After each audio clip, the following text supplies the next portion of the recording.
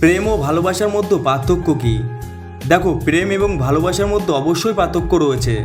তা না হলে তো পৃথিবীর সমস্ত ভালোবাসার মানুষ প্রেমিক প্রেমিকা স্বামী স্ত্রী হতো।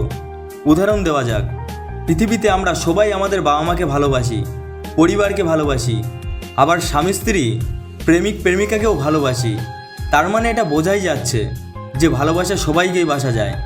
আবার আমাদের স্বামী স্ত্রী কিংবা প্রেমিক প্রেমিকার প্রতি আমাদের যে অনুভূতি, সেই একই অনুভূতি কি বাবা মা কিংবা অন্য কারোর প্রতি আসবে? অবশ্যই না, কারণ এটা হলো প্রেম। আশা করি বুঝতে পেরেছেন আমি কি বোঝাতে চেয়েছি। আসলে প্রেম জিনিসটা কেবলই আসে স্বামী স্ত্রী কিংবা প্রেমিক প্রেমিকার জন্য, আর ভালোবাসাটা সবার জন্য। কারোর জন্য কম, কারোর জন্য বেশি, অর্থাৎ ভালোবাসার ধরনটা ভিন্ন হয়। ভালো সবাইকে বাসা গেলেও প্রেম হয় কেবল নির্দিষ্ট কারোর সাথে।